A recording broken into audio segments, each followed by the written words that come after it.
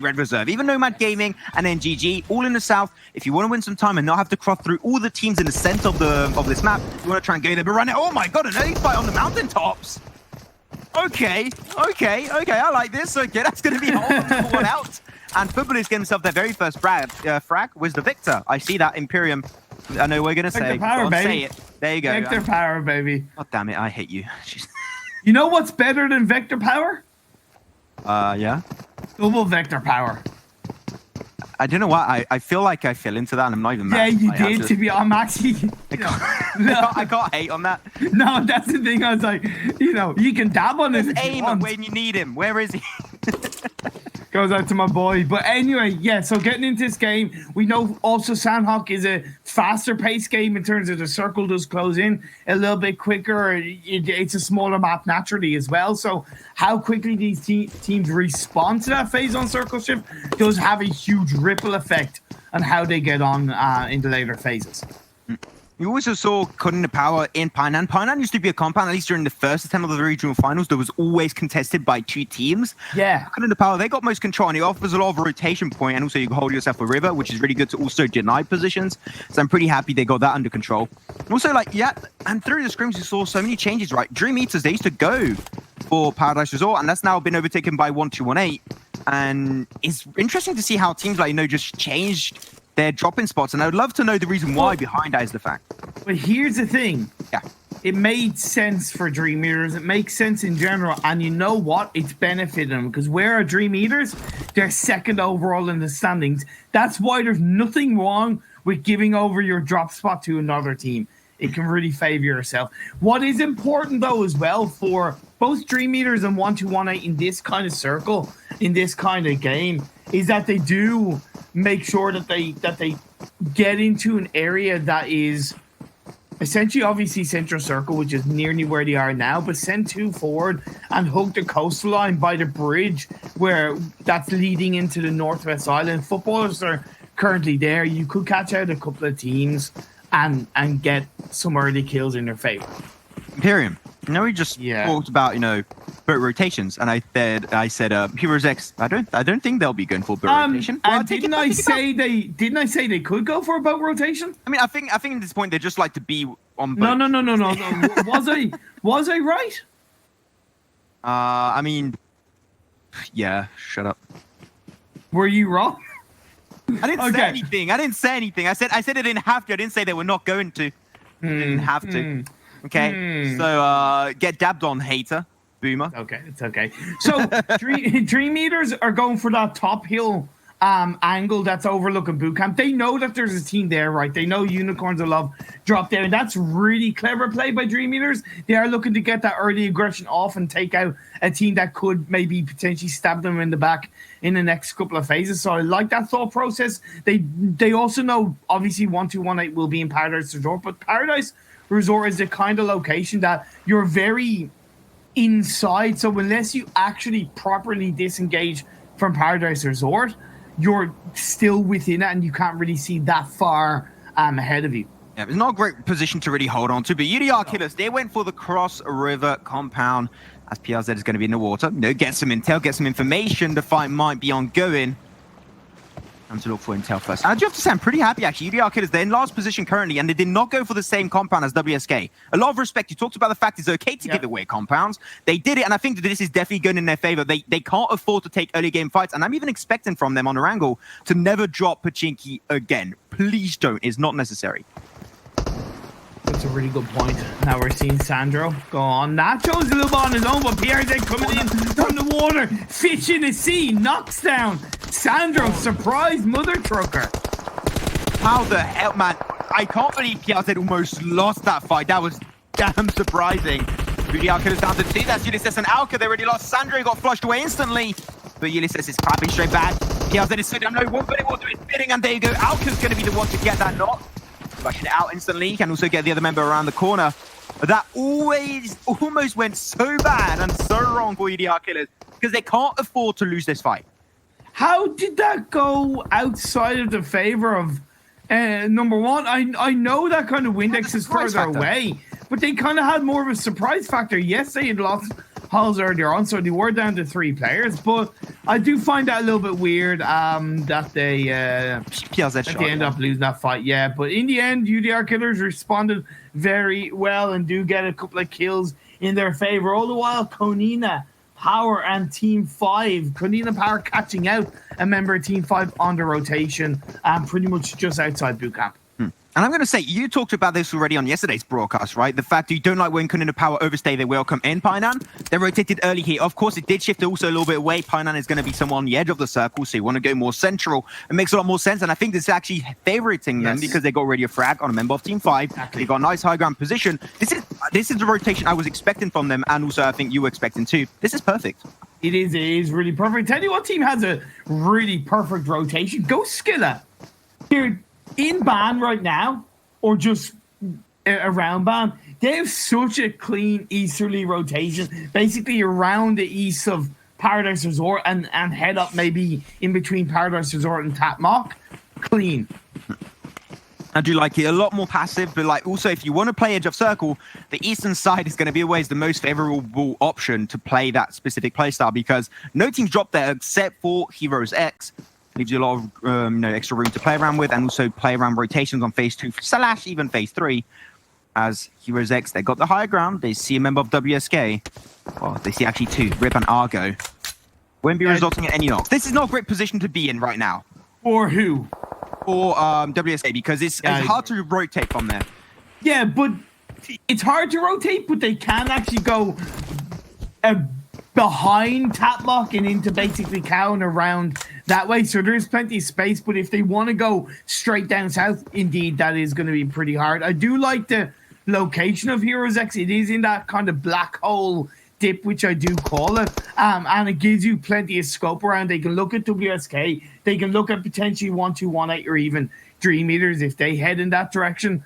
Really nice position for now. They'll have to prepare to rotate on phase 2 and just think about the fact that even though it's a big black hole area, they could still get caught out from multiple angles. That's kind of the power, moved a little bit down. I think they have a little bit of a split. Oh, I mean, I think they do have a little bit of a split. They also got a little bit of high ground under control to get some information as 2 members are going to be on the crossroads section next to boot camp. Could be really good if Unicorns of Love are not too careful in the way they rotate. If the circle does shift in a little bit away off boot camp. So, kind of power from this position, I got to say they got a good opportunity as long as Unicorns of Love don't really be too, a little bit too aggressive on the way they peak here. So, Exactly. Red Reserve, they rotated more straight up from the south side, and where they do normally drop, they're getting very close to Nomad Gaming. You do have the last player of N1 Vindex, but he's just kind of basically hiding out. He's not moving a beat. It's a matter of Nomad Gaming will kind of go into the same building as him. His heart is beating. He's just waiting, hoping he doesn't get caught out. Now, if he can get a surprise kill, happy days. Nomad Gaming will have to think about the fact that Red Reserve are coming in from the top of the hill. Oh, I thought we were not going to see him there. Right behind the door. But unfortunately, he will be going out. Number 1 eliminated in this one. A team that has been improving recently, unfortunately happens to take a big L every once in a while. So that's going to be the L of the day. And hopefully the only L of the day for number 1. Yeah. They get taken out. UDR Killers, I think they could already try and rotate away from the Cross River compound. The reason why is because it's not central and you want to try and do it when so many real islands are still in play, which is not going to be the case. We're going to be shifting over to the southeastern side. Team Unique already, rotating a little bit late. They could get gatekeeped by Footbliss, by Heroes X, by DR Killers. All the teams are next to the river. I think that is a little bit delayed, and I think they're kind of shooting himself in the foot by doing it so late. True. I really do like that circle shift, to be honest. It makes it a more definitive mainland finish. It is a bit more normal. Less of the RNG river in play. Red Reserve will have a really clean way to get into a more central location of the circle. They can just shift basically to the east and end up in Quarry, because the left and right side of Quarry are actually really nice compounds to hold onto, because it does give you plenty of space and vision on what's going on around that area. I just hope they're not going to go through Quarry itself, because it's a position, if you get caught out into it, especially by NGD that has the high ground next to Quarry, it could get a little bit tricky. So I would recommend just don't go for it. Just play it around Quarry, because if you're stuck into it and the circle shifts up north, over to the west and away from Quarry, you're going to get a little bit messed up by that. But I'm sure Red Reserve will be able to pull off a good rotation on that. Right now, a few bullets are getting exchanged by some of these squads. But we still got, 57 players. We lost one squad that was number 1, but still 57 players on the second phase. It's still nice to see on a SANHOK game, I do have to say. It really is. That, of course, does mean that the longer we leave teams going out, the later we get into the game, the more absolute crazy action we're going to see. The real deal do have a nice triangle crossroad location in the center circle. That compound is hot property, so nice to see them reacting quickly and getting into that nice area as well. Those Skilla are rotating in from down south, and Nomad is caught out by the hands of Konina.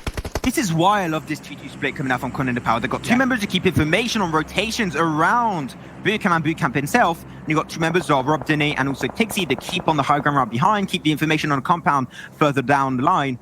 Now Nicola tried to rotate. I didn't know what he was trying to achieve from that. I think he was trying to scout by going out there, but like scouting when you don't have information on those rock on that high ground position is a little bit risky, and he does die. It is, and they could have done it earlier, or they could have had somebody there earlier, rather than walking into Konina Power. It could have been a matter of Konina Power walking into them, but it was what it was. It is what it is, and Nomad Gang will have to respond as a 3-man team for the rest of this game as Heroes X looking for Footballers. Yeah, again, for Football, it's one of the best teams in this regional finals, as we were able to see.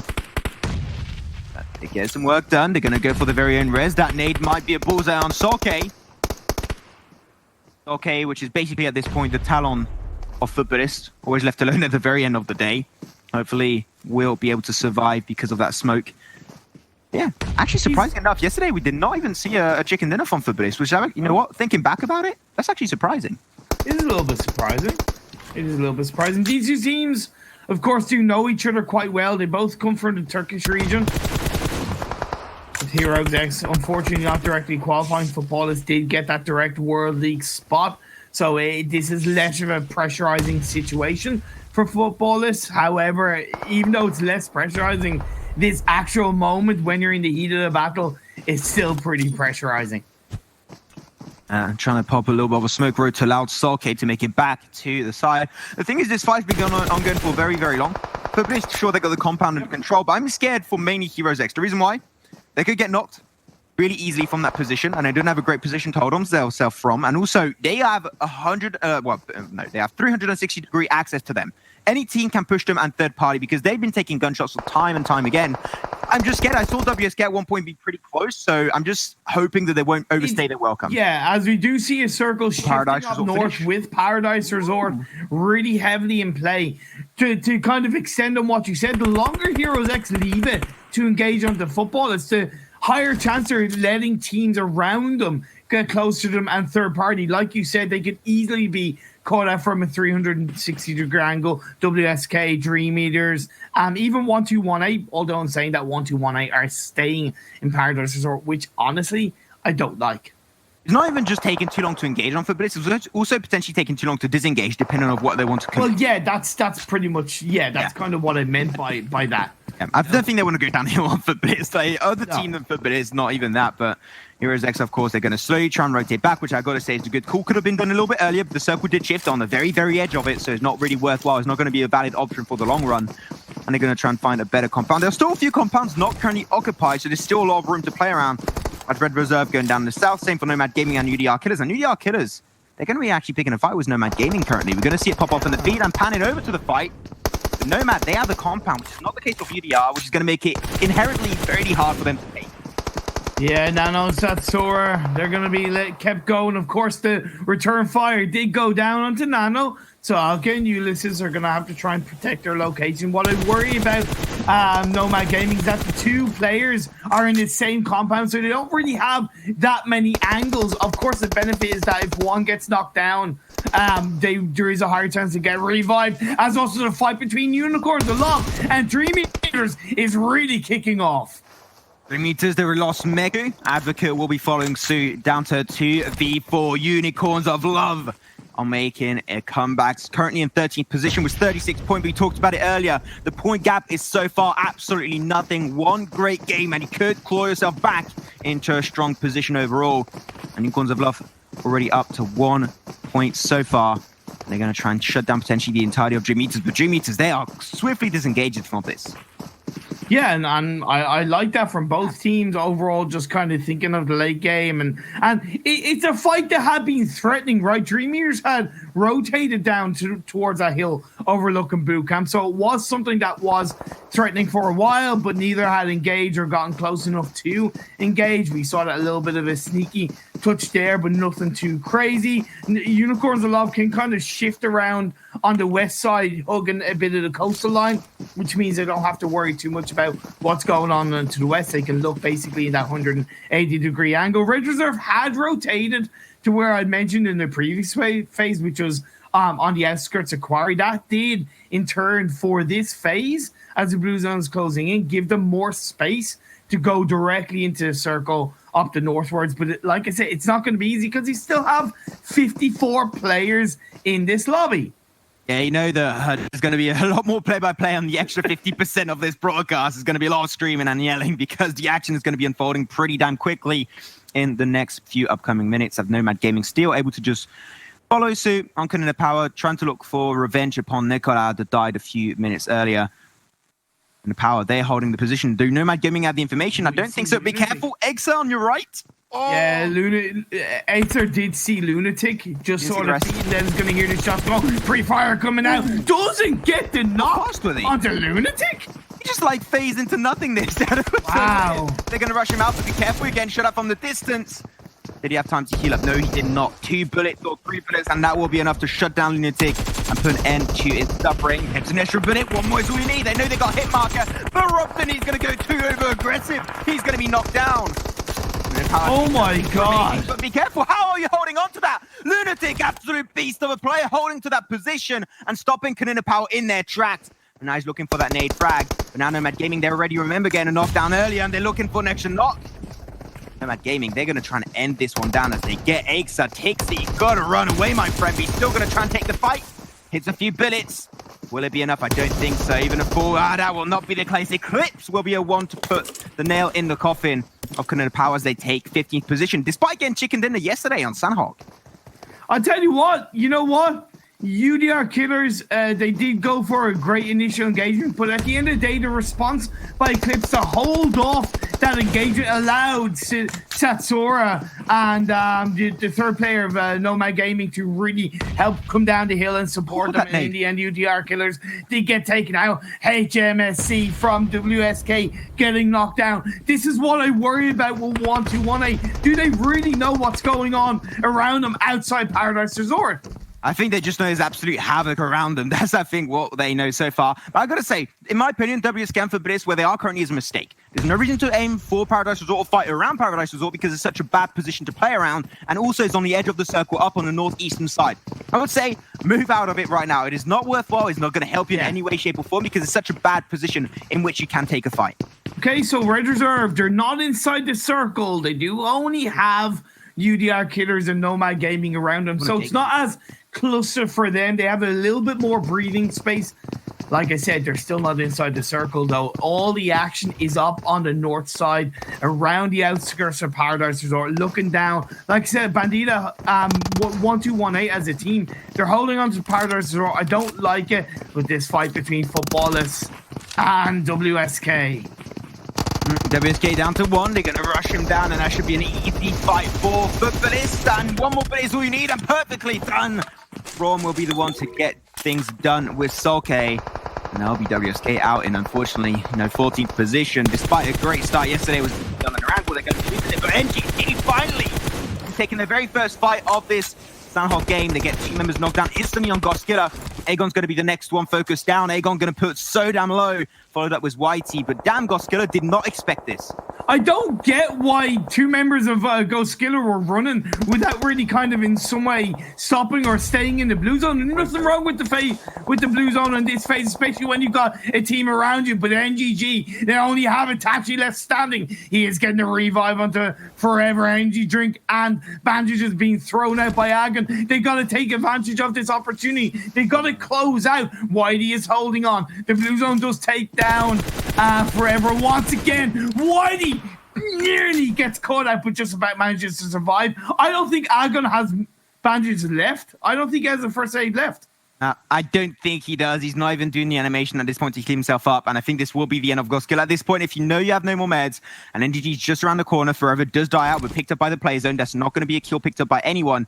You just want to die out. He's using his bandages, but it will be there. And he's still going to go for the fight, I would say. Yeah. Don't give a point away. And he actually gives it over to NGG. Not really worthwhile. I don't know why Aegon really did that, but there you go. That's going to be Goskiller. Still going out in, 13th position. As 12th position will be for UDR Killers. Yeah, so this is it. We're going to see the teams dropping left, right, and center. 11 teams left, 31 players, going from 54 to 31 in a matter of minutes, like a drop of a hat. Teams going down. Now we can see the end of it. GG. It wasn't going to be easy for them, but they did get a couple of kills along the way. Footballers on the north side have to push their way through into the circle. They 1-2-1-8 ahead of them. They have Heroes X and also Unique. Unique are out.